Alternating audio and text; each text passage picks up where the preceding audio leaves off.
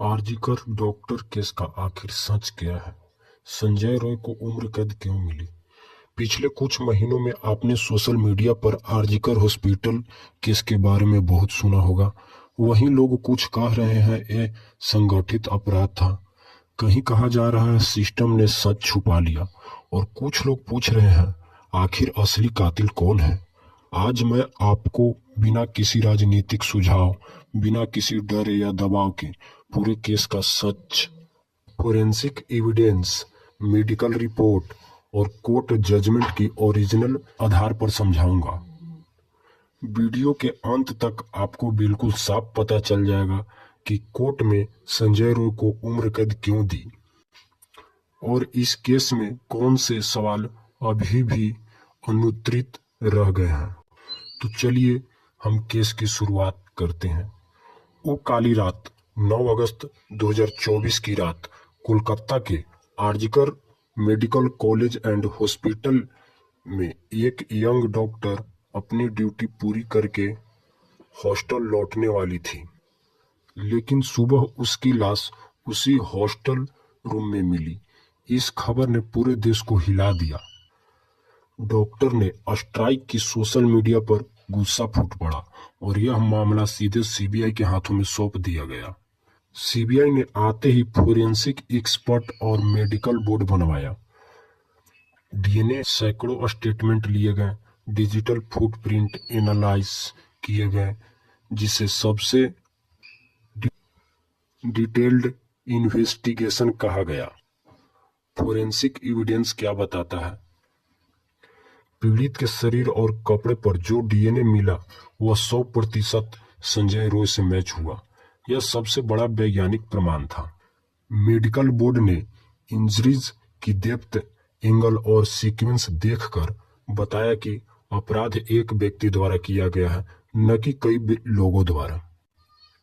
Accused को लेकर पूरा क्राइम सीन रिपीट करवाया गया और फोरेंसिक ऑब्जर्वेशन मैच हुए। इसलिए मेडिकल बोर्ड और सीबीआई दोनों ने कहा गैंग रेप का कोई फोरेंसिक प्रूफ नहीं मिला। सोशल मीडिया पर कई लोग कह रहे थे कि ये बड़े गैंग का काम है। आखिर सभी लोग गैंग रेप की अफवाह कैसे फैलाएं? तो देखिए, सोशल मीडिया पर कई लोग कह रहे थे कि ये एक बड़े गैंग का काम है, लेकिन ऐसा क्यों लगा? केस बहुत हिंसक था, इसलिए लोग स्वाभाविक रूप से मान बैठे कि कई लोग शामिल होंगे। अनवेरिफाइड व्हाट्सएप फॉरवर्ड्स वायरल होने लगे। कुछ डॉक्टरों ने सवाल उठाए क्योंकि सिक्योरिटी लैप्सेस बहुत बड़े थे। लेकिन याद रखें, कानून सबूत पर चलता है, भावनाओं पर नहीं, और वैज्ञानिक सबूत एक व्यक्ति की तरफ इशारा करता है। आखिर संजय रॉय कौन था? संजय रॉय अस्पताल का सिविक वॉलंटियर था। उसकी जिम्मेदारी थी हॉस्पिटल की बेसिक सिक्योरिटी, रात की ड्यूटी में गार्डिंग, बेसमेंट एरिया निगरानी। लेकिन फोरेंसिक एविडेंस और उसके मूवमेंट्स ने उसे मुख्य आरोपित साबित किया। अब हम जानेंगे संजय रॉय के बारे में कोर्ट ने क्या कहा। 18 जनवरी 2025 को सेल्दाह कोर्ट ने उसे गुनहगार माना। कोर्ट ने जजमेंट में लिखा, डीएनए एविडेंस कंक्लूसिव है। क्राइम में कोई दूसरा व्यक्ति वैज्ञानिक रूप से नहीं दिखता। एक्यूज्ड की प्रेजेंस स्पॉट पर साबित है। उसके कपड़ों पर भी बॉडी फ्लूइड मिले, मोबाइल लोकेशन भी इंसिडेंट एरिया में थी।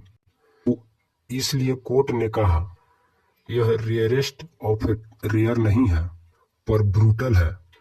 इसलिए डेथ पेनाल्टी नहीं, लेकिन लाइफ इम्प्रिजमेंट टिल डेथ, यानी उम्र कैद, पूरी जिंदगी जेल। वहां की अस्पताल की भी लापरवाही बहुत बड़ी थी। अब आते हैं उस हिस्से पर जिसके लिए जनता सबसे ज्यादा गुस्से में है। हॉस्पिटल सिक्योरिटी, कई सीसीटीवी कैमरे बंद थे। नाइट शिफ्ट डॉक्टर की सुरक्षा बहुत खराब थी। एंट्री एग्जिट पोल बिना निगरानी के थे।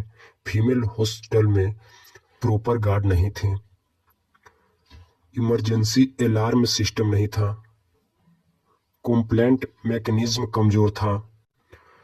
वेस्ट बंगाल वुमेन कमीशन ने आधिकारिक रिपोर्ट में लिखा कि हॉस्पिटल की सिक्योरिटी सिस्टम में बड़ी खामियां थी जिसने अपराध का संभव बनाया।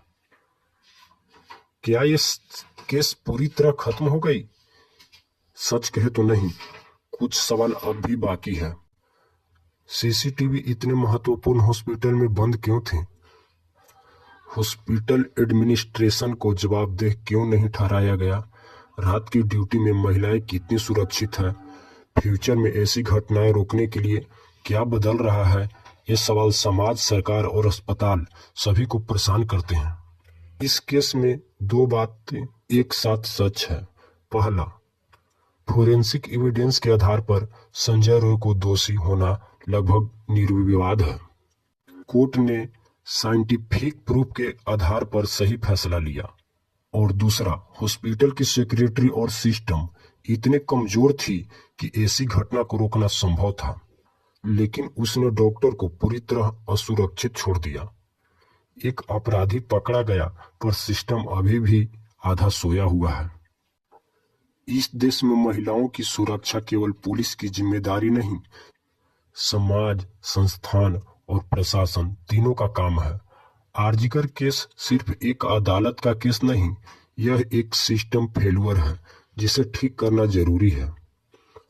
अगर आपको ये वीडियो पसंद आया तो इसे शेयर कीजिए, क्योंकि जागरूकता ही बदलाव की पहली सीढ़ी है।